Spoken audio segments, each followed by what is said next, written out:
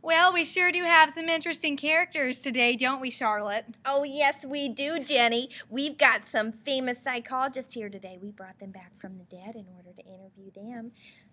They are just so excited to be here, and we just know that you're going to love them, so stay tuned. Stay tuned. You know they're crazy. Okay, hello everyone. My name is Plato. That's my last name. And yes, I did write down everything that Socrates said. I'm very sneaky. He never knew. Yes, I thought it was quite stupid that he was not writing anything down. I don't know how we're supposed to learn without writing anything. Anyway, yes, the question. Yes, I am a nativist. I believe that all knowledge comes within ourselves.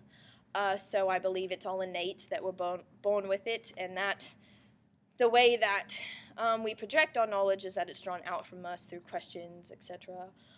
So practically, it would be best if it was a student-teacher situation, that if a student had a question, they'd ask the teacher, obviously, and then instead of the teacher telling the student the answer, because the knowledge is within them, that the teacher would then finish with asking the student another question. So if that makes sense, because it causes the student to self-reflect within themselves, and then, ta-da, the knowledge is within them, so they know it, and that's that. So that concludes my interview. I'm a very hard thinker, as you can tell by my hand being here, holding my mustache. That symbolizes my thinking, because all of my knowledge is within myself, so I do a lot of thinking. So thank you very much. Goodbye. You're all very welcome for having me here today. This is my French accent. I've solved the mind-body problem, so thank you.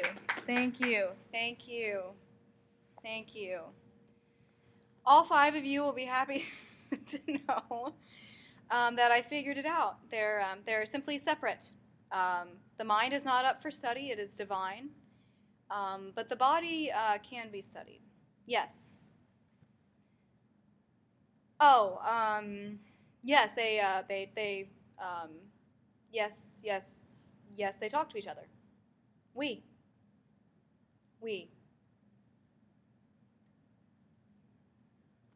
How? Okay, yeah, I'll show you. All right, okay, so here we have No, it's not a chicken. It's a brain. No, that's not a leg. It's okay here. Anyway, about right here. This is the pineal gland. Okay? Pineal gland. Now this right here is what the French would call a certain je ne sais quoi. It is the window through which the soul talks to the body. Does anybody have any questions? No? Good, awesome. That's going to be all for today. I will see you all later. Bienvenue. Bye. Thank you. Salut. Yep. Okay. Good evening, everyone. Thank you for having me. I am Charles Darwin, and my area of expertise is the theory of evolution, and specifically natural selection. It's commonly believed that life emerged at the beginning of the world, or the beginning of the universe, and my 5-year voyage on the HMS Beagle has led me to believe otherwise. If you look at species throughout different areas of the world, you notice stark similarities between them, with variations to account for the different regions in which they're brought up.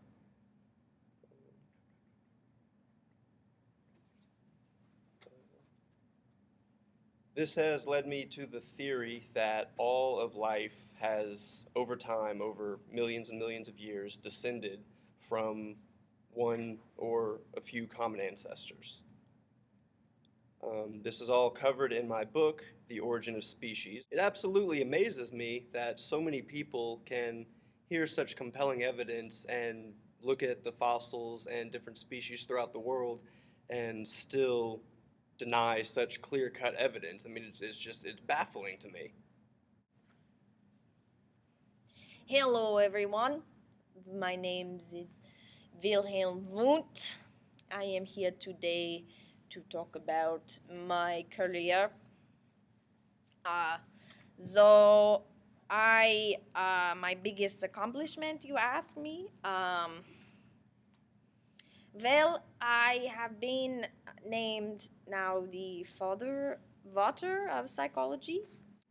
Yes, I started the first lab, which turned into an institute in Leipzig, 1879. Yes, and then I have actually trained or educated 116 graduate psychology students.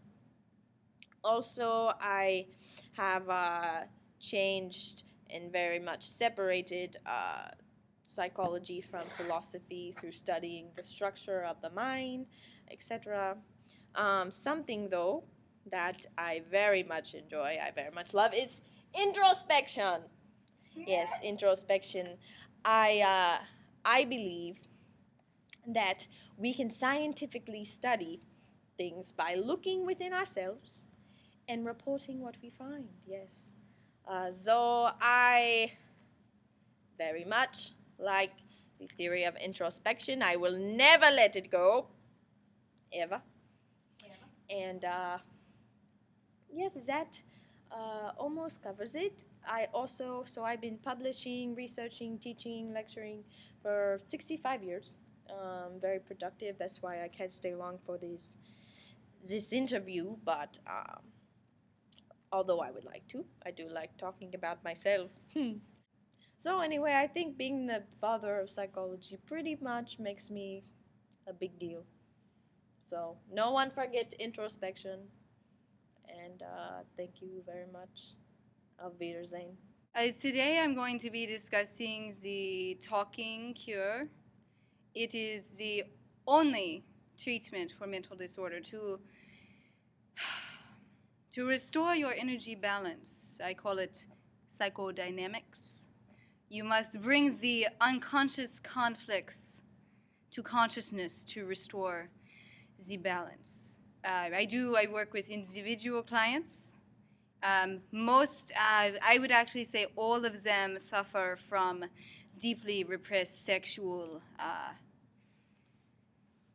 feelings and tendencies. It's quite disturbing. It's awful. What do you want me to explain? You must think, you talk, and I know, and I tell you. And the childhood, lots of sexual issues during the childhood, and from there we defense mechanisms and sex. The girls, yes, most of my clients are women. They suffer from a condition I call penis envy. It comes from a lack of having a penis, and this causes a lot of repressed sexual desires for this appendage, and it disturbs them, all of them, sexually. Thank you very much. It was very nice to meet you. Auf Wiedersehen. Good evening, ladies and gentlemen. William James here, but you can refer to me as the father of American psychology. First off, introspection is what we have to rely on, first and foremost and always. I'm not too fond of the experimental method as classically done by psychologists. Given the choice between introspection and experimental methods, it's obvious. It's obvious which one's better. I was greatly influenced by Charles Darwin's work and his theory of evolution. I believe that the human mind is nothing more than an adaptation to increase our chances of survival. I also believe that emotions stem from physiological responses that we have in our bodies.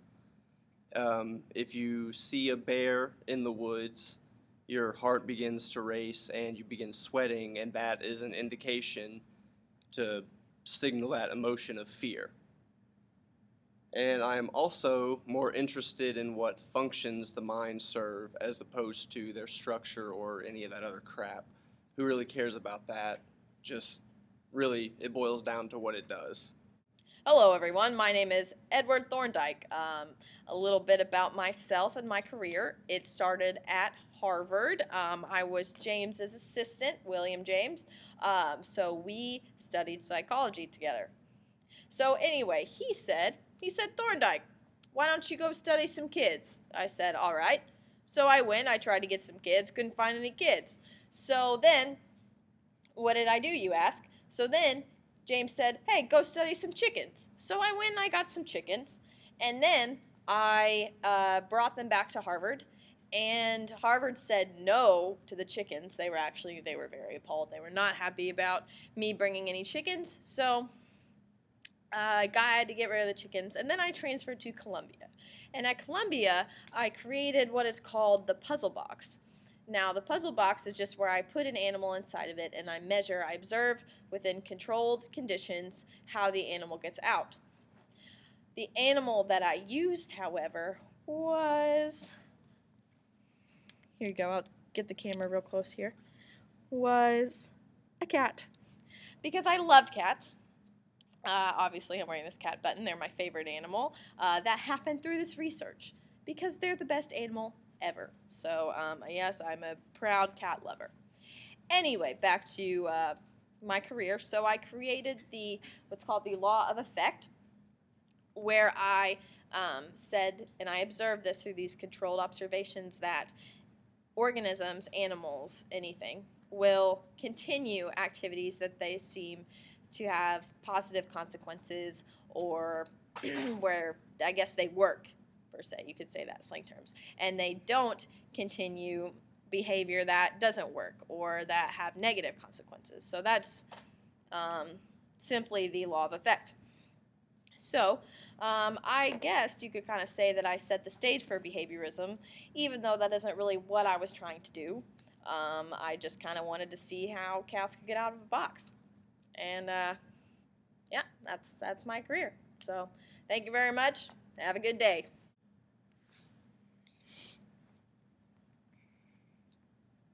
Oh, we rolling? Skinner here. Well, when do you want to? Oh, okay. I'm here to talk about operant conditioning. I know you've heard of the classical conditioning. The operant conditioning is a little bit different, but I think we can get down to the gist. What was that? No. Oh, well, okay, we're going to jump right into that. So basically, operant conditioning, we respond to the environment. No, I never said mindless responders. I simply said that we respond. We respond to our environment, and we are, conditioned by the things that we do and the reinforcement that we receive. That's all that I was saying. I wasn't going, thank you, sir. I wasn't going to discuss free will today, but I suppose I can.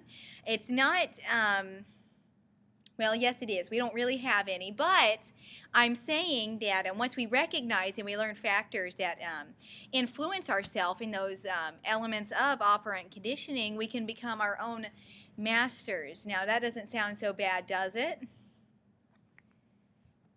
No, sir, I will not.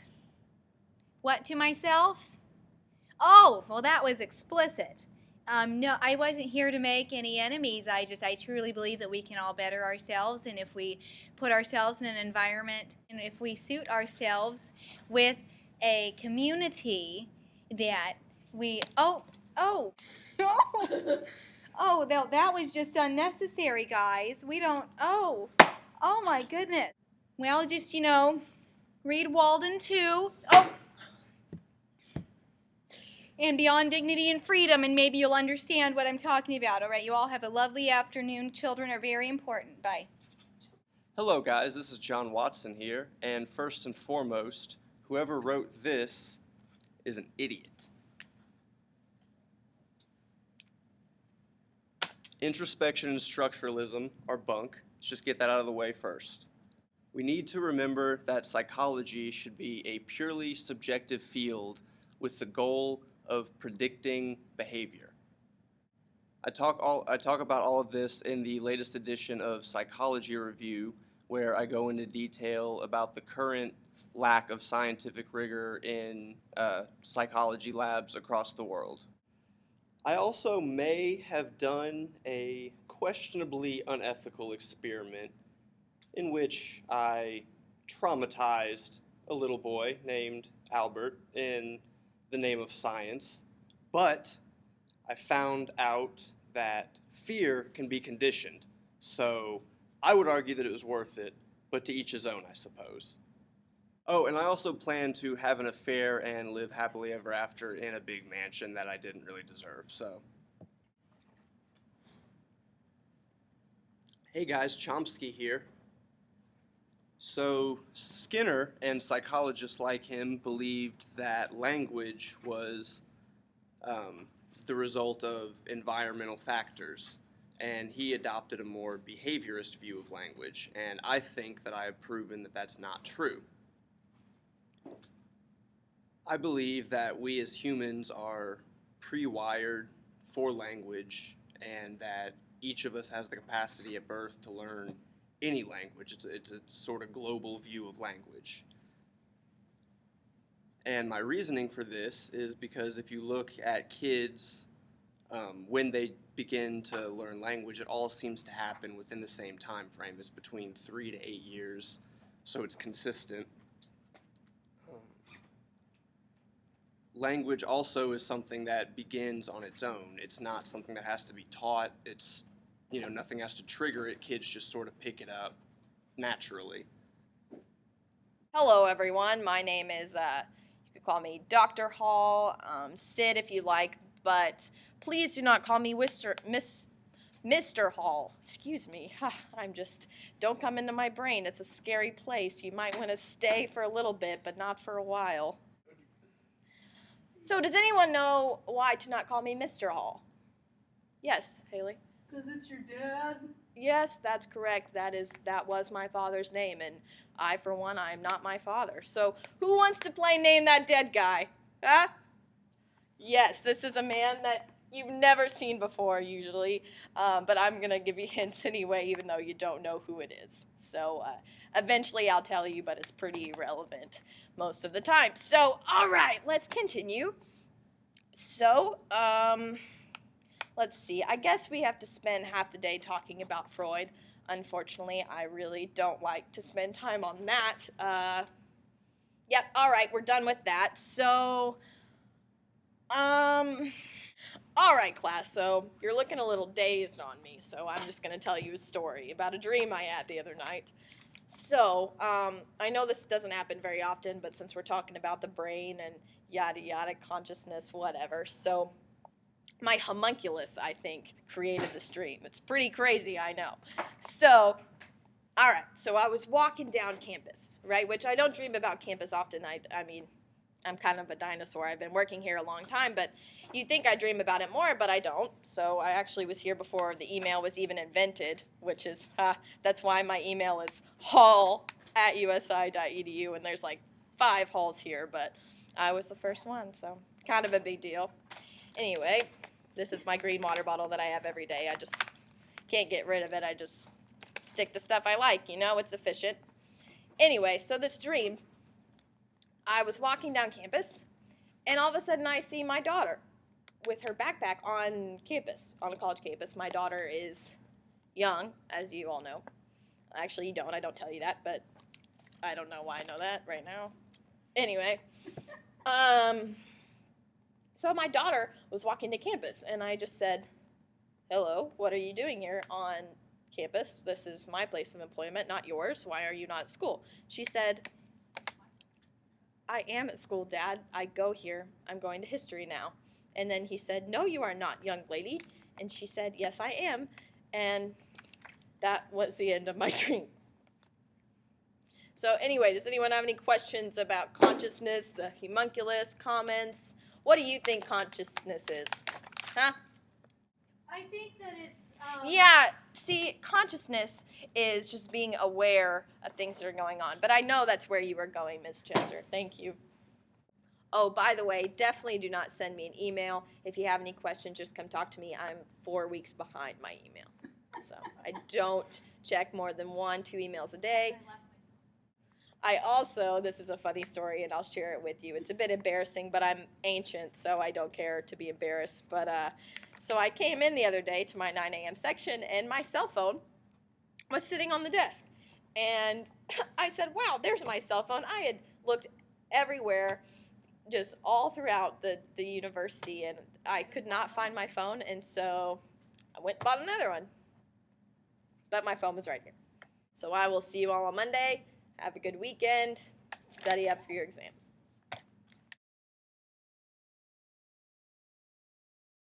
Well, wasn't that a treat, Myrtle? Oh, it sure was, Pam. I just love that. Thorndike, we've had him on the show before. Yes, he's very nice, and that Sid Hall's pretty cute, isn't he? Well, no comment. It is getting a little bit hot in here, I think though. he's a silver fox. Okay, well, that is all that we have time for today.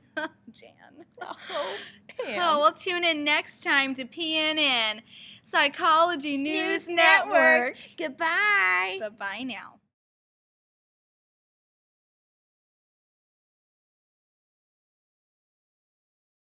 Thorndike's so sweet. Here, start. Just can you cut it? Yeah. Is it going, or do I have to press anything? Oh, it's going. Oh, okay. I know he's not German. Okay, I'm sorry. You have some crazy psychology. Just damn it. No, let's. In Leipzig in 1879. I did not live to 1979. That's a long time ago, but. Or yeah, that's the thing. Should we go for like, should I say that, or should I give like a specific date that it was published, or am I speaking as though it's 1859? Let's see. What else have I done? Ein, zwei, drei, dreer. I had like a whole obnoxious list of all of his accomplishments, and I can't remember. I guess. Well, that's the thing. Really, none of my guys are that funny. Jesus Christ. The cat. I couldn't find shit on Chomsky. Damn it! That's no. I just have not been doing an accent this entire time. Trying to think of like all my shit for Darwin is like it's not funny at all. Got some psychologists here to interview today. Oh well, that just sounds like. Shut up. It started like Asian, and I was actually the assistant of James.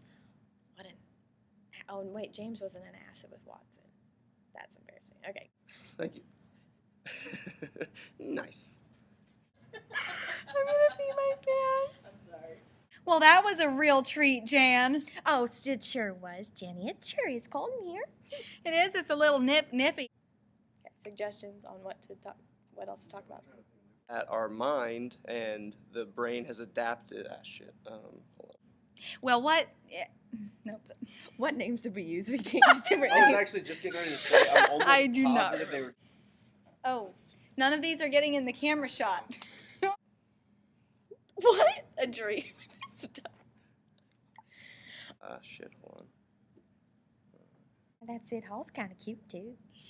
Well, no comment. Well, I think that's all for us today. Is it hot in here? Yes, it is. Silver fox. Wow. I feel like I'm being so rude. Like I need to throw something good in here. Well, I'm going. All right. Have a lovely evening. Bye, everybody.